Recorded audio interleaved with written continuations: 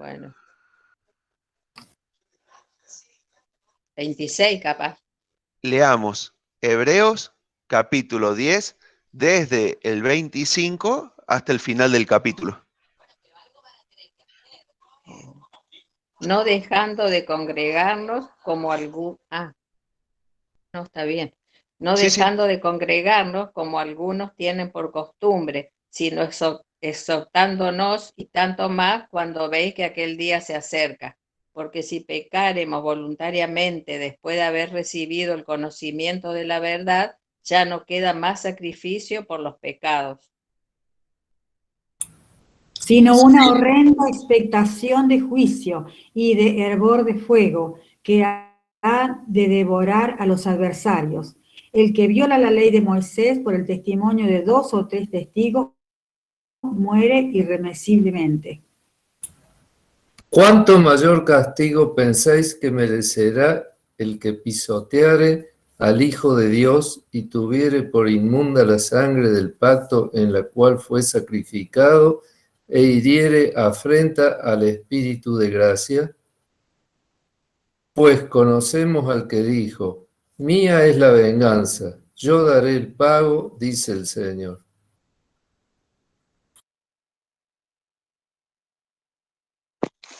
Horrenda cosa es caer en manos del Dios vivo, pero traed a la memoria los días pasados, en los cuales, después de haber sido iluminados, sostuvisteis gran combate de padecimientos.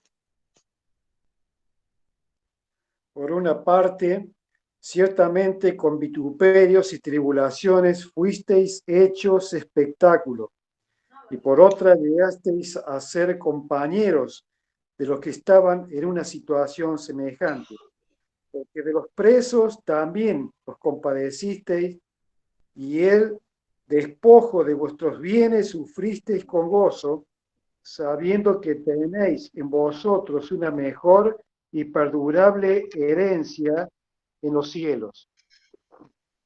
No perdáis, pues, vuestra confianza, que tiene grande galardón, porque os es necesaria la paciencia, para que, habiendo hecho la voluntad de Dios, obtengáis la promesa.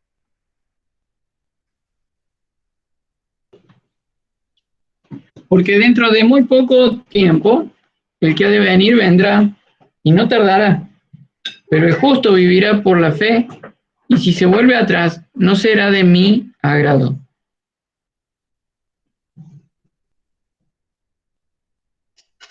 Pero nosotros no somos de los que retroceden para perdición, sino de los que tienen fe para preservación del alma. Bueno, acá encontramos varias cosas, pero va todo unido de la mano. ¿Cuál es el reto de interpretación? Que aquellos que sostienen que se pierde es posible perder la salvación, toman este pasaje de Hebreos 10:26 diciendo el salvo puede dejar de ser salvo si peca. Si peca voluntariamente, deja de ser salvo. Bueno, por otros pasajes de la Biblia, que nosotros ya varias veces estudiamos, inclusive en el mismo Hebreo, sabemos de que es imposible perder la salvación. Por lo tanto, esto significa que tiene que haber otra respuesta u otra explicación, ¿no? Partamos desde esa base. No podemos explicar el resto de la Biblia por 2 o 3 pasajes, sino que tenemos que usar toda la Biblia para explicar esos 3 pasajes. Entonces ya de partida sabemos que este versículo o estos versículos no están hablando de que se pierde la salvación. Confirmado esa opción o descartada esa opción, nos quedan 2 posibles opciones. Por un lado, que acá nos está diciendo que el cristiano que peca le va a sufrir algunas consecuencias. Por otro lado, otra opción es que el que está pecando en este momento, mencionado acá, no es cristiano. Si ustedes agarran Biblias de teólogos, comentaristas, comentadas o comentarios bíblicos, van a encontrar que algunos toman una de esas posturas y otros toman otras de esas posturas. vendría a ser así. Vamos a leer de nuevo el versículo. Tengamos en cuenta cómo viene antes, por eso leímos desde el 25. Dice, y tanto más cuanto veis que aquel día se acerca. ¿Cuál es aquel día? La venida del Señor Jesús. Exacto. La venida del Señor Jesús, como al final también en los últimos versículos se vuelve a mencionar. Aquel día es lo que vimos el domingo pasado en la iglesia, ¿no? La segunda venida del Señor. Cuando el Señor venga ya a reinar la tierra y cuando sean juzgados los pecadores. Ahora fíjense esto. Acá ya al pensar en aquel día, uno ya se da cuenta cuándo es juzgado el pecado del cristiano. Cuando el Señor venga en sus... Hola Rubén, qué lindo verte Rubén, en el trasnoche, ¿eh? Rubén ya está viviendo el sábado 9 y deben ser, sí, creo que las 5:30, ¿no? No, no, la 1:30. ¿Qué hora es, Rubén? Ah, las 2, bien. 2:30. No son... Ahí está. Bueno, volvamos a lo que estábamos. Estamos en Hebreos capítulo 10, versículo 25 al final. Decimos esto, aquel día, ¿cuándo son juzgados los pecados de los cristianos? Es la pregunta, ¿no? Cuando el Señor venga en su cuando el Señor haga el arrebatamiento de la iglesia, cuando sea el arrebatamiento de la iglesia, va a comenzar lo que es el tribunal de Cristo, eso lo habíamos visto. En ese momento, el Señor no juzga en ese tribunal el pecado, sino que juzga las obras de los cristianos. Por lo tanto, es un tribunal donde va a haber recompensa. Va a haber recompensa o pérdida de recompensa, que más abajo, en los últimos versículos, se menciona, que dice, que habla del galardón. Bueno, ya vamos allá. Cuando habla del galardón, está hablando de las recompensas que reciben los cristianos cuando en el tribunal de Cristo. Entonces, ¿cuándo juzga el pecado el Señor de los inconversos? En su segunda venida. Cuando Cristo venga acá a la tierra en su segunda venida, ahí va a juzgar una parte del pecado.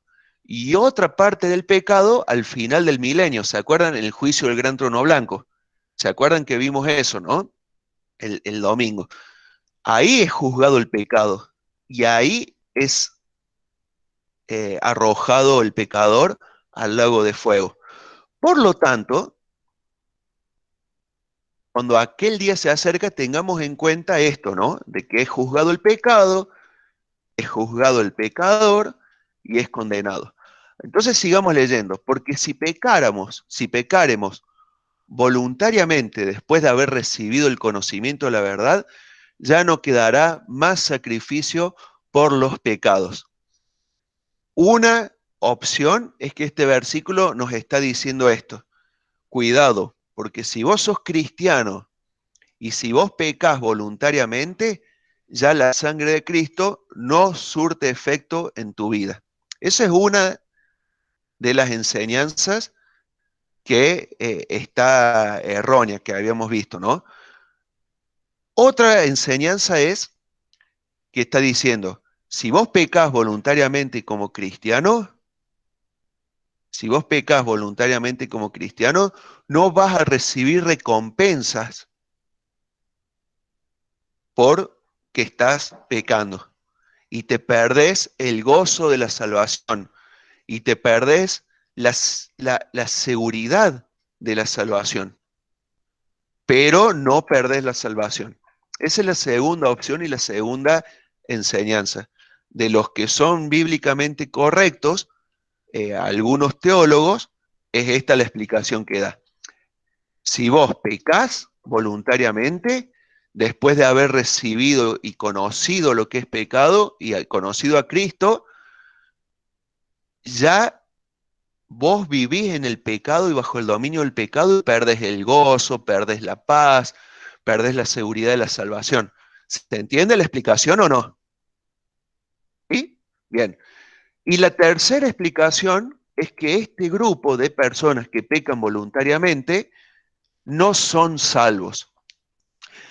¿Por qué no son salvos? Porque acá dice que conocieron la verdad, pero así todo rechazaron la verdad. Así todo decidieron pecar voluntariamente.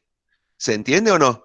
Entonces hay muchos de estos que uno le dice, mira, Jesús vino al mundo, sí, yo creo, yo sé que Jesús vino al mundo. Jesús murió por los pecados. Yo siempre cuento, tal vez muchos de los que están acá nunca me escucharon. ¿Te acordás, pa, el gordo Jure? ¿Te acordás, no? Vivía Sí, ahí cerca de casa, era acá a compañero la del vuelta. secundario. Sí, compañero del secundario. Eh, nos íbamos y nos volvíamos juntos al secundario, un muchacho muy inteligente. Recibió todas las medallas en la fiesta de egresados. ¿Vieron esas medallas que que se dan? Nunca faltó a la escuela. Nunca, en los 5 años de secundario, nunca faltó ni una sola vez. Recibió la primera vez que se dio la medalla ahí en la escuela por asistencia perfecta a los 5 años. Fue abanderado y fue el promedio más alto de la historia de la escuela. Todo promedio 10, todo 10, todo 10. Fue elegido como mejor compañero. Fue, no sé, todas las medallas que se dieron, él las recibía. Era impresionante. Y yo hablé mucho del Señor con él. Y yo le explicaba y él me decía esto. Yo creo, yo sé que Jesús existe, me decía. Y me decía, y yo sé que Jesús murió en la cruz para salvar los pecados de las personas. Y le decía, ¿y por qué no lo recibís vos como tu Señor y Salvador? No, no quiero, no quiero, decía, no quiero. Le encantaba todo lo que era era fanático de Hermética, fanático de Metallica cuando no era famoso. Estamos hablando antes del año 95, ¿no? La década entre el 90 y el 95, yo me recibí en el 95, así que fueron esos 5 años. Y él conocía, es lo que dice este versículo, él conocía la verdad, pero pecaba voluntariamente y rechazaba. Y ese es el pecado que venía mencionando Hebreos en los capítulos anteriores, el pecado de apostasía. Este pecado que es el rechazo directo a la obra de Cristo y el rechazo directo al Espíritu Santo. El que conscientemente y voluntariamente conoce, pero toma la decisión de no aceptarlo. Algunos, esto lo habíamos visto en los capítulos anteriores, piensan que era un pecado que únicamente se podía dar en ese momento. Sin embargo, haciendo estas salvedades y este paréntesis, hoy se da mucho también. Aquellos que escucharon sobre las buenas nuevas de salvación, aquellos que escucharon la obra de Cristo, aquellos que tuvieron la posibilidad de recibirle y no le reciben, y no le reciben. Entonces, encaja perfecto lo que sigue del versículo. Vamos de nuevo al principio. Si pecaremos voluntariamente, después de haber recibido el conocimiento de la verdad, ¿no? Esa frase es clave. Después de haber recibido el conocimiento de la verdad, ya no queda más sacrificio por los pecados. Claro, ¿por qué? Porque si vos rechazás a Cristo, ya no existe sacrificio que te pueda salvar. Ya no existe cosa que te pueda salvar. Rechazaste lo único que te podía salvar. ¿Sí? ¿Se entiende? Ya no queda más sacrificio por los pecados, sino una horrenda expectación de juicio y de hervor de fuego que ha de devorar a los adversarios. O sea, si vos rechazás a Cristo, rechazás el sacrificio de Cristo por tus pecados, lo único que te queda por esperar es el fuego eterno al que van a ser todos arrojados allí en el juicio del gran trono blanco al final del milenio, que es lo que veíamos el domingo. Este según la segunda interpretación. Según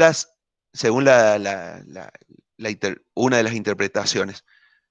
Según la interpretación de que son creyentes que pecan voluntariamente, esto de la horrenda expectación de juicio es, según explican, es un sentimiento y la sensación esta de que Dios me va a juzgar, Dios no me va a perdonar, voy a morir y no tener paz.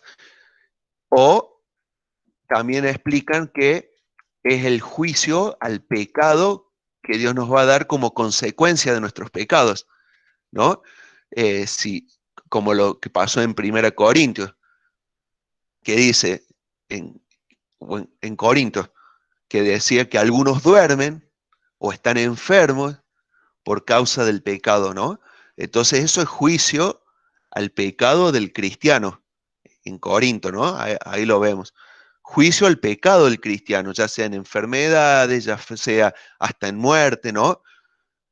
En muchas otras cosas también se puede ver juicios del Señor hacia el pecado. Por eso es peligroso cuando el cristiano peca voluntariamente también. No obstante, me parece que encuadra mejor la explicación anterior, ¿no?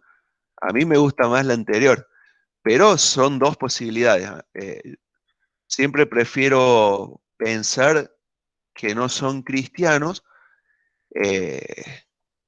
Después sigue diciendo, el que viola la ley de Moisés por el testimonio de 2 o de 3 testigos mueren irremisiblemente. ¿Cuánto mayor castigo pensáis que merecerá el que pisoteare al Hijo de Dios y tuviere por inmunda la sangre del pacto en la cual fue santificado e hiciere afrenta al Espíritu de gracia? Si en la ley ya bastaba con que 2 o 3 testigos dijeran esa persona pecó para ser juzgada, ¿sí? Porque en el antiguo pacto funcionaba así, ¿cuánto más juicio caerá sobre el que pisotea al Hijo de Dios, tuviere por inmunda la sangre del pacto, o sea, la sangre derramada por Cristo, y hiciera afrenta al Espíritu Santo, ¿no? Por eso yo creo que escuché a muchos creyentes desilusionados de Dios, de Cristo, más que nada de la religión, pero nunca a ellos los escuché pisotear la sangre al Hijo de Dios, tomar por inmunda la sangre o insultar al Espíritu Santo. Por más apartado que un creyente esté y por más en pecado que se encuentre, creo que nunca va a llegar a blasfemar contra el Espíritu Santo. Porque si llega a ese punto es porque no es cristiano. Porque no es cristiano. Sí, ahora creo que respondí a tu pregunta. Hay que tener mucho cuidado también con esto porque eso solo Dios lo sabe, ¿no? Por ahí nosotros, por eso es peligroso también juzgar, ¿no? En base a lo que nosotros vemos, porque el que realmente sabe y el que realmente va a juzgar y separar los cabritos de las ovejas, Mateo 25 y todo eso es Dios. Nosotros, nunca está de más predicar con Ramón y el Chelo, cuando nos juntábamos con algunos hermanos que estaban viviendo en una vida de pecado y los citábamos ahí en la iglesia para reunirnos, antes conversamos entre nosotros y decíamos, ¿y cómo hacemos para hablarle a esta gente? Entonces, siempre lo mismo, empecemos por el principio, a predicarles, a hablarles del Señor, porque uno nunca sabe, ¿no? Pueden tener años de iglesia, pero nunca tuvieron un encuentro genuino con el Señor. Entonces nunca está de más predicar el Evangelio desde cero, llamar al arrepentimiento desde cero. Y nosotros en nuestras vidas también, revisemos cómo estamos, ¿no? Nunca está de más arrepentirse, pedir perdón por los pecados y pedir que Cristo entre en nuestras vidas. Nunca, nunca va a estar de más. Todo lo contrario. Siempre también cuento, ¿no? De que bueno, al haber ido tan de chiquito a la iglesia, yo no sé en qué momento recibí al Señor Jesús. Lo que sí sé es que muchas veces hice la oración. ¿Cuál de las oraciones, cuál de los momentos fue el que fue genuino? Tal vez fue el primero, o tal vez fue el de ayer, no sé. Alguno de todos esos debe haber sido, pero nunca está de más arrepentirse de los pecados. No sé si hasta acá quieren hacer alguna pregunta en cuanto a estos versículos que leímos o algún comentario, alguna acotación. Tienen la libertad de abrir los micrófonos, opinar, hablar. Si no quedó claro algo, por favor díganlo.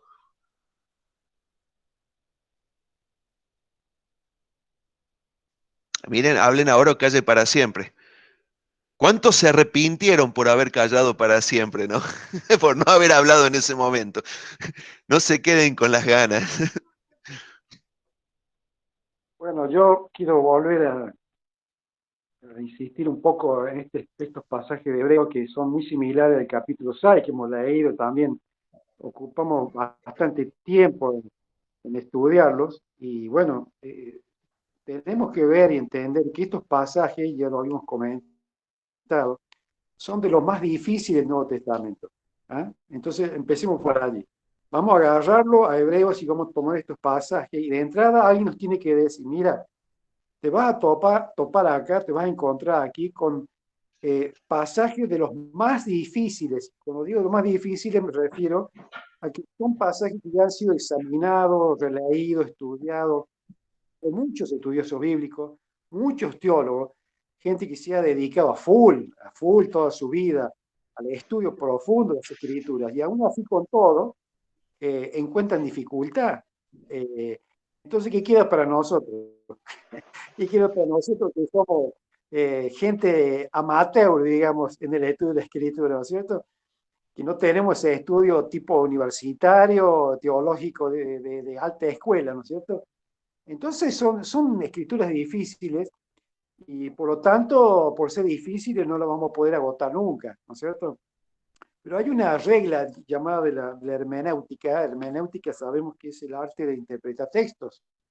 Es una regla de la hermenéutica fundamental en poder leer las escrituras. Una de las más sencillas que dice simplemente así, que si tenemos 50 textos en la Biblia, con toda claridad, sin discusión alguna, nos están diciendo que el que cree en el Señor Cristo es salvo y no se puede perder, y si nos llegamos a topar con dos textos que pareciera ahí decir otra cosa, ¿qué tenemos que hacer con los dos textos? ¿Qué hacemos? Bueno, sencillamente la regla de la hermenéutica nos dice que nosotros esos textos dificultosos los tenemos que interpretar a la luz de que ya son claros, de los que entendemos con claridad y tenemos certeza y seguridad.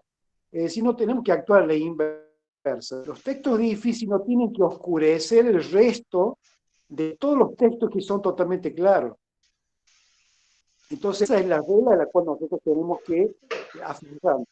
Para no sentirnos confundidos, para no sentirnos desorientados, los textos que nos topamos acá, sobre todo con esta epístola tan aquí a los hebreos, tenemos que descansar en esa regla, digamos, en esa verdad, ¿no es cierto?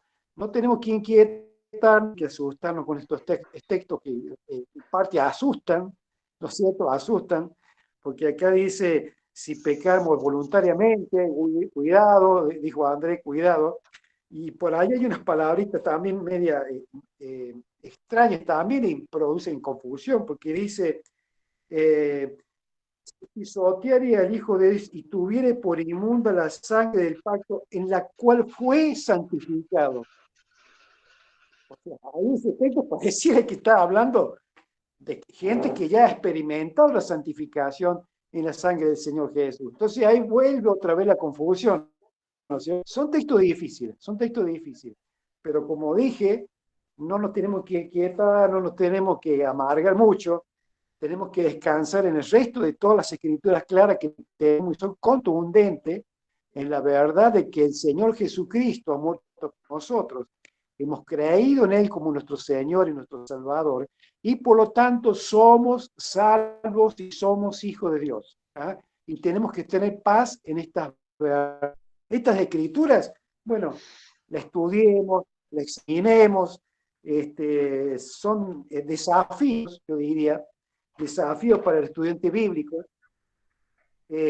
Saquemos nuestras conclusiones, pero no dudemos de las verdades y la certeza de lo que ya nosotros tenemos, ¿no es cierto? Y en la cual descansamos con toda tranquilidad y paz cada día como hijos de Dios. Gracias, Sergio. No, y son muy importantes el estudiarlas por el hecho de, y generar esto, por el hecho de que son muy usadas por grupos, por iglesias de falsas doctrinas, de falsas enseñanzas, que se basan en unos poquitos versículos para traer enseñanzas muy erróneas.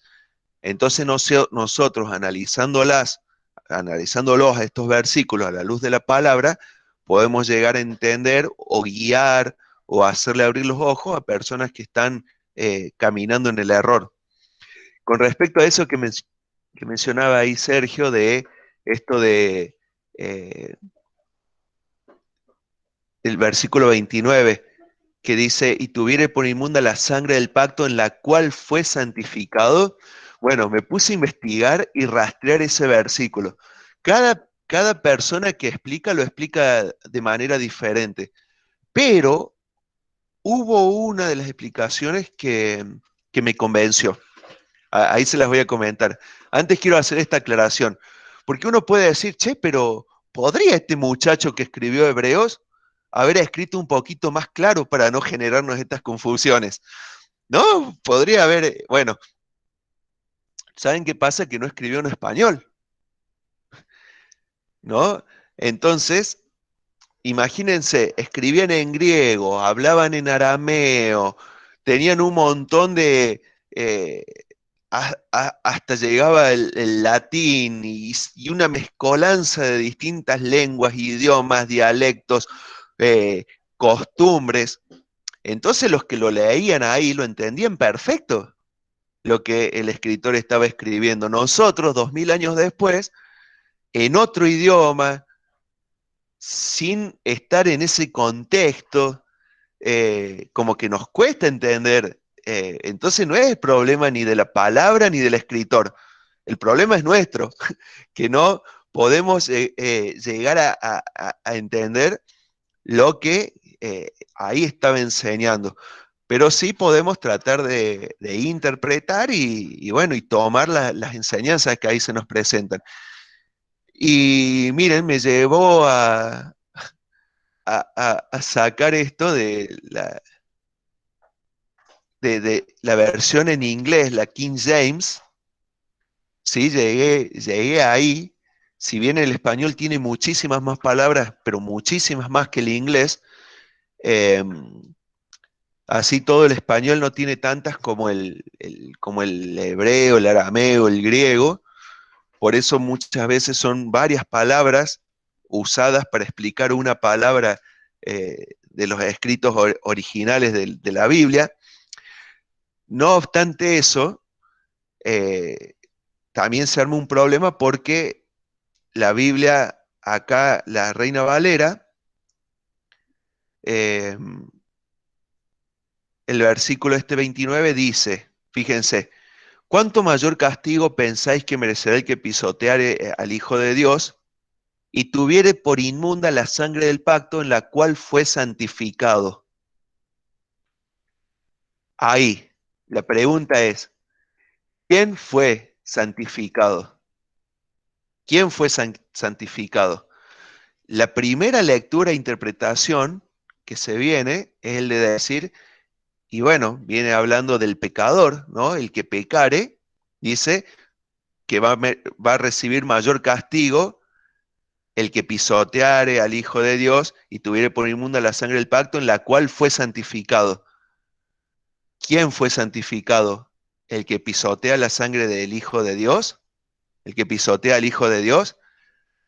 Pero bueno, en el inglés se entiende un poquito mejor que se está refiriendo que no fue santificado el que pisotea al Hijo de Dios, sino que fue pisoteado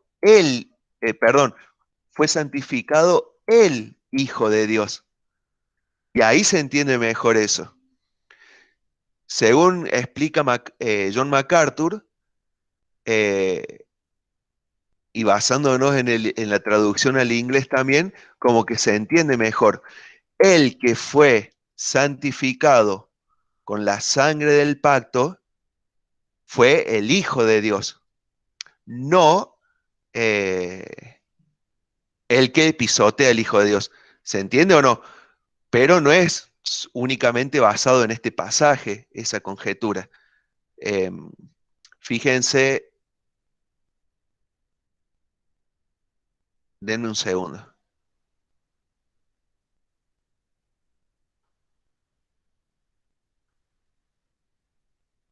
Acá. Juan 17:19 dice, y por ellos yo me santifico a mí mismo para que también ellos sean santificados en la verdad. O sea, con la obra de Cristo y el nuevo pacto y su sangre derramada, el Señor se autosantifica también, Él, según Juan 17:19, ¿no? Dice, yo me santifico a mí mismo para que también ellos sean santificados en la verdad. O sea, ¿quiénes son ellos? Y bueno, los que creen en Cristo, ¿no? Entonces ahí está bastante entendible esto, y fíjense que leyéndolo en español puede ser cualquiera de las dos opciones, ¿no? Que el que es santificado es el que pisotea o el que es santificado es el Hijo de Dios. Vieron que no cambia el sentido ni nos molestan las comas ni nada.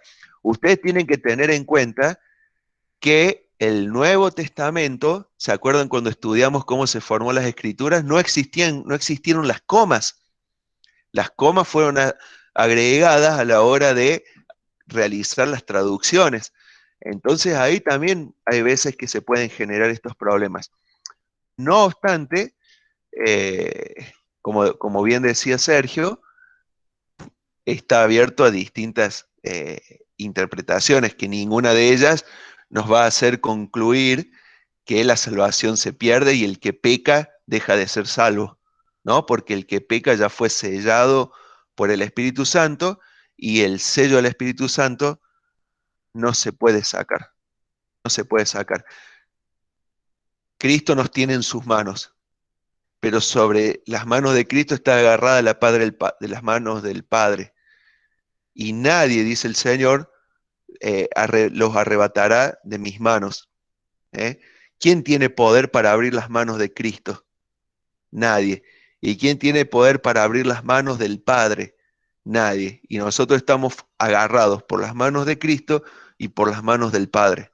Así que en eso nos tenemos que quedar tranquilos y confiados que la salvación no vamos a perder, pero el pecado nos va a llevar a perder el gozo de la salvación, perder la paz, lastimarnos a nosotros y lastimar a los que nos rodean, tanto nuestros seres queridos, nuestra familia, como nuestra iglesia local. El pecado trae consecuencias graves a nuestra persona, hasta puede traernos la muerte, pero también a los que nos rodean y también a nuestra iglesia local. Por eso es importante revisar, por eso el Señor dice, revísese cada uno a sí mismo, ¿sí? No para que nos vayamos a ir, no vaya a ser que nos vayamos al infierno, porque ya el precio de nuestros pecados ya fue pagado en la cruz. ¿Cuántas veces se va a pagar por un mismo pecado? Si ya fue pagado, ya fue pagado. Y nuestros pecados fueron pagados en la cruz. Pero pueden venir consecuencias que van a lastimarnos a nosotros como personas, a nuestros seres queridos y a nuestra amada iglesia. ¿Por qué la iglesia no crece? ¿Por qué la iglesia se estanca? ¿Por qué la iglesia se enfría? Y porque hay pecado. ¿Cómo lograr que crezca? ¿Cómo lograr que todos volvamos a Cristo? Y bueno, sacando el pecado de la vida de aquellos que formamos la iglesia. ¿Sí, hermanos? ¿Seguimos?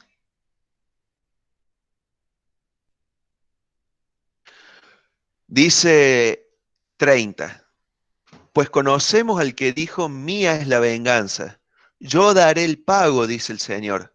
Y otra vez el Señor juzgará a su pueblo. Esto está citando otros pasajes, ¿no? De todas maneras, al Señor no se le escapa nada. Cada pecado va a tener su castigo, va a tener su consecuencia. Y fíjense, mía es la venganza y daré el pago, dice el Señor. Después, horrenda cosa es caer en manos del Dios vivo. ¡Oh! ¡Qué versículo!, ¿no? ¿Se acuerdan que veíamos el domingo que el Señor juzgará con vara de hierro a las naciones, ¿no? Pero traed a la memoria los días pasados en los cuales después de haber sido iluminados, sostuvisteis gran combate de padecimientos. Por una parte, ciertamente con vituperio y tribulaciones fuiste hecho espectáculo. Qué duro todo esto. El Señor trae a la memoria cuando fueron iluminados. Y se sostuvo gran combate de padecimientos. Ahora, noten esto, ¿no? Cuando uno conoce la verdad, el Señor dice que la verdad nos hace libres, nos hace abrir los ojos, nos lleva a entender. Pedro, creo que fue el que dijo, ahora entendemos, ahora entiendo. Otros decían en el camino de Maús, ¿no? No ardía nuestro corazón. Cuando nosotros entendemos lo que hizo Cristo por nosotros, y cuando nosotros estudiamos todos estos pasajes de las cosas que van a venir, nos ayudan a entender mucho, nos abre la cabeza, nos ilumina, es como que vivíamos en un mundo oscuro, envuelto en los rituales del mundo, envueltos en las costumbres, envuelto en las tradiciones, envuelto en el pecado, y de pronto el Espíritu Santo nos ayuda es como que nos alumbra, podemos ver y llegamos a entender lo que antes no entendíamos y lo que antes no veíamos. Y hoy, al estudiar la palabra, entendemos cómo funciona el mundo, entendemos por qué es el caos que es, entendemos por qué la gente hace las cosas que hacen, por qué, por más que los políticos nos mientan, los seguimos votando, y hablo como nación, como pueblo, como mundo, y por qué seguimos eligiendo lo mismo de siempre, y por qué seguimos cometiendo los mismos errores de siempre. Y bueno, uno entiende ahí. Y en estos versículos que siguen, uno llega a ver, ¿vieron cómo en estos días se está hablando, ¿no? De tanta persecución que está habiendo hacia la iglesia. Con Rubén hablábamos de lo que está ocurriendo en Francia, de lo que está ocurriendo en toda Europa, y que también nos está rozando acá Latinoamérica. ¿Vieron en Estados Unidos, ¿no? Todas estas marchas, marchas no, que se hacían reuniones al aire libre de predicación, y van las marchas a atacar a los cristianos, y la misma policía también que los sacan a los tiros. Hoy había recibido un video, a ver si, ¿para qué contarlo si lo podemos ver? Fíjense, ahí les voy a mostrar. Denme un segundito. Es más fácil que lo veamos a que yo se los cuente. Estamos hablando de Estados Unidos, ¿no? Un país que siempre fue el cristianismo.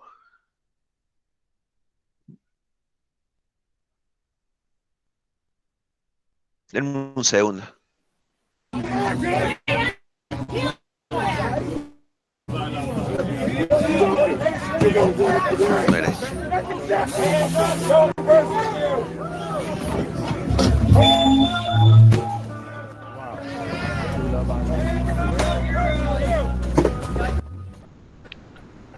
¿Ven? Estaban ahí preparando para predicar, para hacer una reunión, y caen no solo manifestantes, sino los mismos policías también a atacar a los cristianos. Y no sé si vieron la cantidad de películas que están saliendo, de series que están saliendo contra los cristianos, y cómo las leyes vienen a atacar directamente la familia y los cristianos. Y hoy más que nunca, más que nunca no, pero más que hacía mucho tiempo, no estábamos viendo en Salta iglesias y escuelas cristianas perseguidas, en Santiago del Estero. Acá en Altagracia habían tratado de quemar, que quedó quemada la puerta nomás porque unos vecinos lograron apagar, de la iglesia metodista. Entonces hay como una persecución que no es de a poquito, sino que muy de golpe se está viniendo y muy de golpe se está viendo. Y sí, porque eso también es anuncio de los últimos tiempos.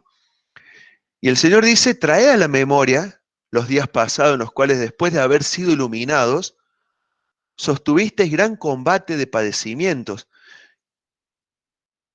Por una parte, ciertamente con vituperios y tribulaciones, fuiste hechos espectáculo, y por otra llegaste a ser compañero de los que estaban en una situación semejante.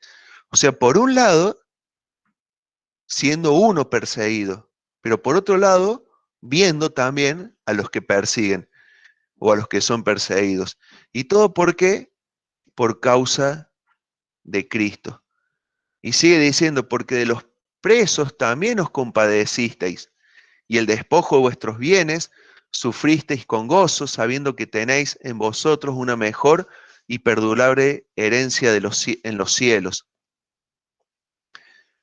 Ahora, qué lindo que como cristianos podamos decir, qué bueno, estamos siendo perseguidos.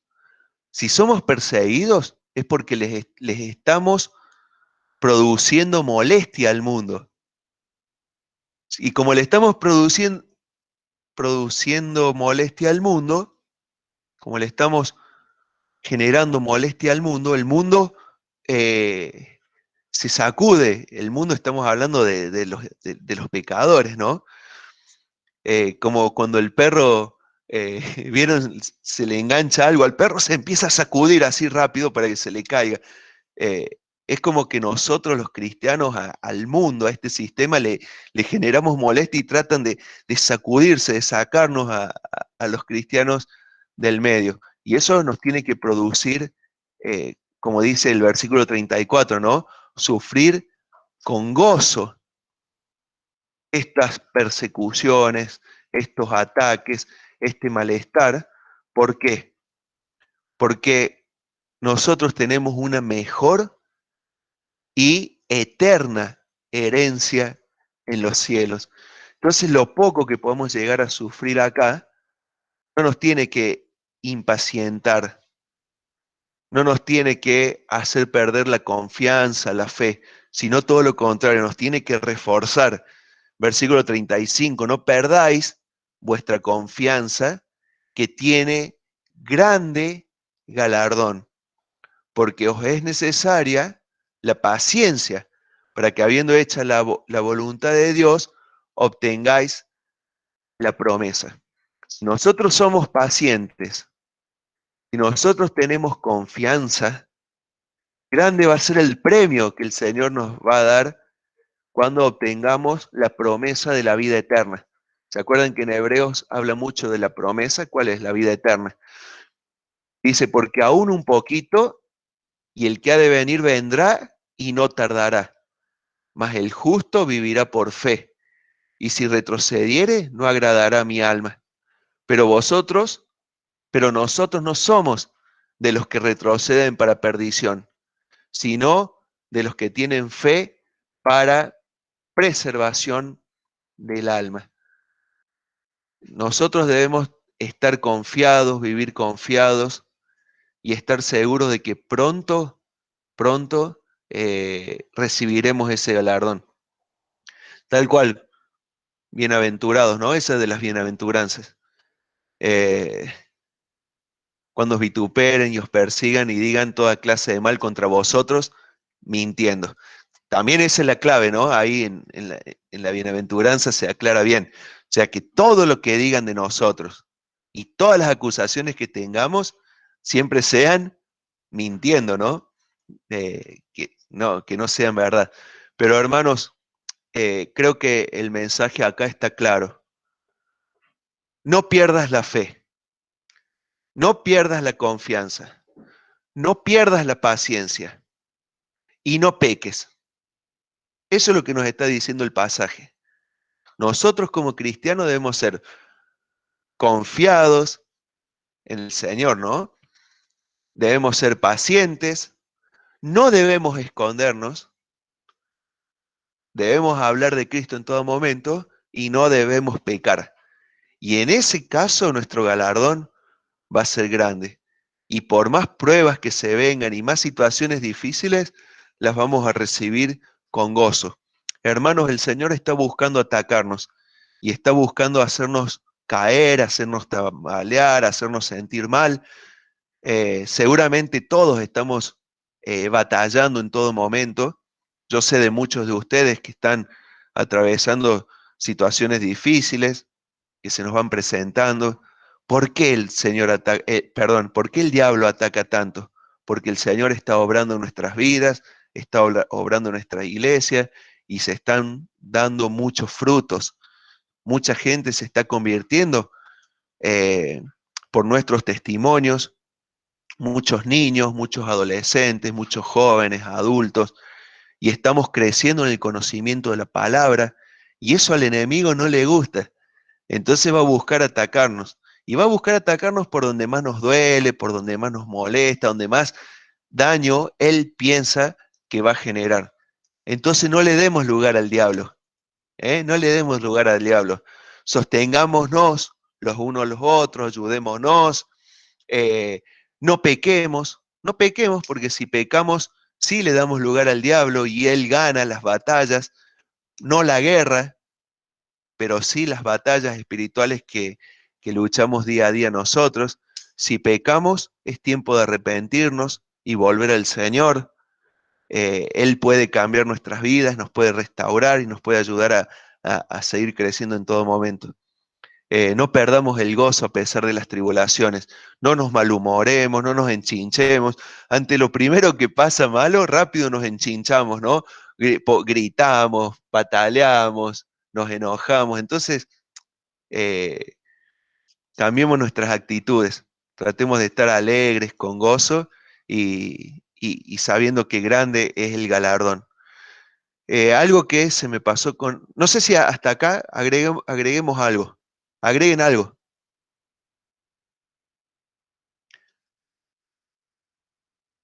Por ahí suelo escuchar de nuevo los mensajes y, y digo, no tengo que hablar tanto yo y darle más lugar a los demás. Y después me olvido, ¿vieron? Y ya es como el conejito que le estiran la cuerda de atrás y entra a caminar, ¿viste? No se calla más. A ver, les dejo, hablen ustedes, por favor. Don Ever, buenas noches. Pensé que no se iba a conectar, qué bueno que se haya conectado.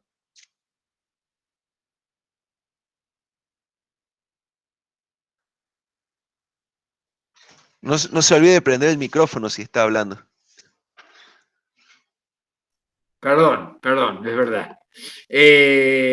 Sí, doy gracias a Dios que me permitió conectarme, aunque sea un poco tarde, pero hermosa la palabra que estamos escuchando, muy oportuna y clara directamente al corazón, ¿no es cierto?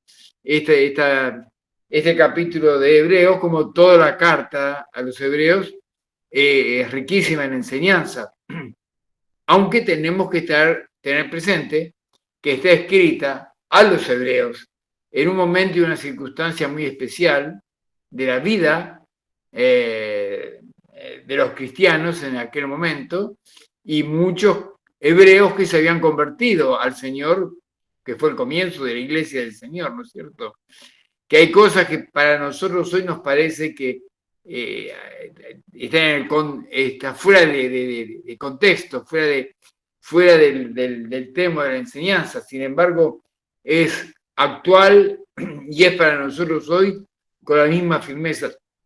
Todos los conceptos que hemos escuchado hoy, que el Señor puso en tu corazón para darnos, están perfectamente alineados con la realidad que conocemos de parte del Señor en su palabra. Así que, adelante. Gracias a Dios por lo que es el mensaje que el Señor te ha dado en esta noche y que nos hace bien a todos. Amén.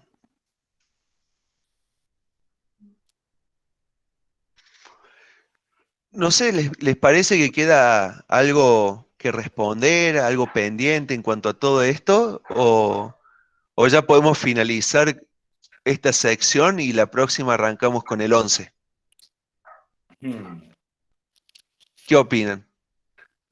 Algo que había quedado pendiente y que quería compartirles es el versículo 10:29, cosa de no tener que después volver a esto. Fíjense que dice: ¿cuánto mayor castigo pensáis que merecerá el que pisoteare al Hijo de Dios? En la palabra encontramos muchas veces que existen distintos grados de castigo, así como distintos grados de recompensa. Recordemos que los cristianos no vamos a recibir todos las mismas recompensas. Así tampoco los pecadores van a recibir el mismo castigo para todos, sino que cuanto más castigo, cuanto mayor castigo pensáis que merecerán.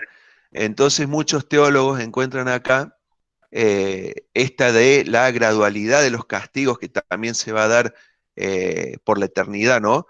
Algunos serán, por ejemplo, otro pasaje que habla sobre esto es cuando dice Mateo 11:22, que dice: por tanto os digo que en el día del juicio será más tolerable el castigo para Tiro y para Sidón que para vosotras.